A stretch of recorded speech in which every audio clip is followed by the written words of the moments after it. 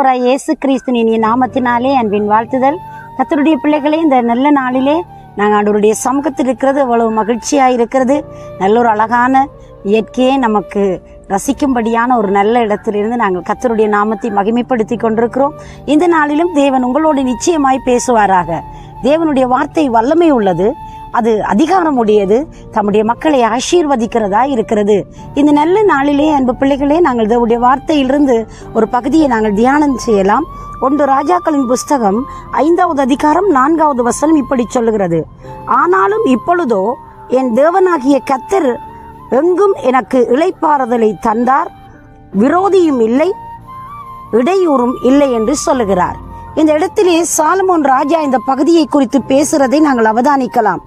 Solomon ராஜா இங்கே ராஜாவாக அபிஷேகம் பண்ணப்பட்ட பின்னர் மிகுந்த ஒரு ஆசீர்வதிக்கப்பட்ட ஒரு மிகவும் மேன்மையான ஞானம் நிறைந்த ஆட்சியை செய்தார்.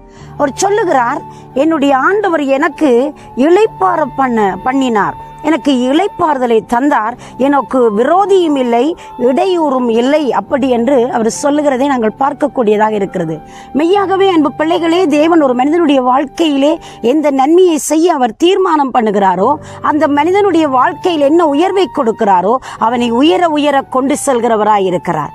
சாலமோன் ராஜா தேவனிடத்திலே கேட்டதான அந்த ஞானம் அவருடைய தனிப்பட்ட வாழ்வுக்கு மட்டுமன்றி முழு ஜனங்களுக்கு ஒரு ஆசீர்வதிக்கப்பட்டதாய், ஒரு நன்மைத்தனத்தை உண்டாக்குறதாய், அவருடைய வாழ்க்கைக்கு மிகுந்த ஒரு ஆசீர்வாதத்தை கொடுக்கிறதாய் இந்த பகுதியிலே நாங்கள் அவதானிக்கிறோம். அவர் சொல்லுகிறார், பாருங்க, எந்த ராஜாவுக்கும் ஒரு இடையூறும் தடையும் எதிர்ப்பும் எதிரிகளும் உருவாகிறது வழக்கம். ஆனால் இவரோ தெய்வத்துடைய ஆசீர்வாதத்தின் பேராலே இவருக்கு அங்கே காணப்படுகிறதான ஒரு மகிமையான ஒரு காரியம், ஒரு இடையூறு இல்லாமல், விரோதிகள் இல்லாமல், அங்கே எதிர்க்கிறவன் அவரை தடுக்காதபடி தேவனுடைய மகிமையான ஒரு ஆசீர்வாதத்தோடு தன்னுடைய ராஜ்ய பாரத்தில் அவர் ஆட்சி செய்வதை நாங்கள் அவதானிக்கக்கூடியதாக இருக்கிறது. இந்த ராஜாவுக்கு தேவ ஞானம் எவ்வளவு மிகுந்ததாய் இருந்தது, தேவனுடைய வாக்குத்தத்தங்கள் எவ்வளவு மேன்மை உள்ளவைகளாய் இருந்தது. தேவன் அவருடைய வாழ்க்கையில் வைத்திருந்த சித்தத்துக்கு திட்டத்துக்கு நேராக அவரை நடத்தி கொண்டு போகிற வழிமுறைகளை அவதானிக்கிற பொழுது அவருடைய மகத்துவமான அந்த மகிமைகளை நாங்கள் அங்கே உணரக்கூடியதாக இருக்கிறது.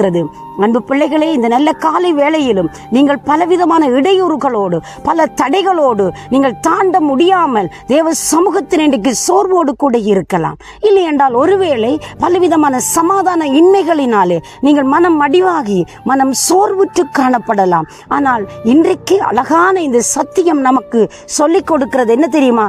இடையூறுகள் இல்லாமல், தடைகள் இல்லாமல் தேவனுடைய நன்மைத்தனங்களை ருசிக்கும்படி தேவன் நமக்கு கொடுத்திருக்கிற ஆசீர்வாதம் எத்தனை இன்பமாய் இருக்கிறது.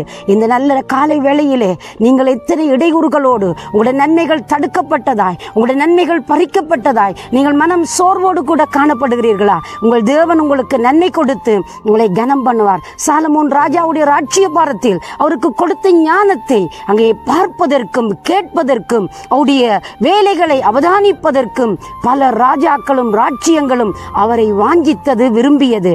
அதே போல ஒரு தேவனுடைய ஆசீர்வாதம் உள்ள மனிதனுடைய வாழ்க்கையிலே இத்தகைய காரியங்கள் நடக்கும். உங்களுக்கு ஒருவேளை பல காரியங்கள் தடைப்பட்டு இன்றைக்கு வரையும் ஒரு இடையூறுகள் காணப்படுகிறதா?